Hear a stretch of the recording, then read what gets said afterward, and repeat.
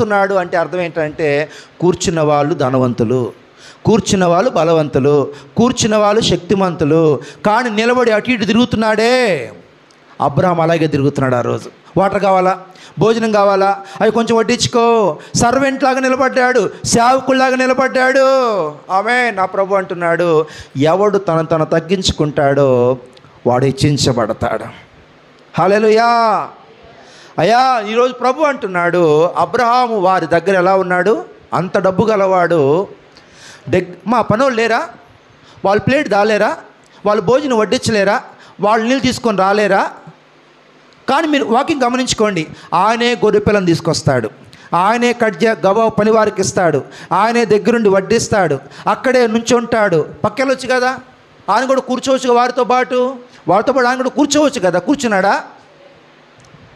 ఆమేన్.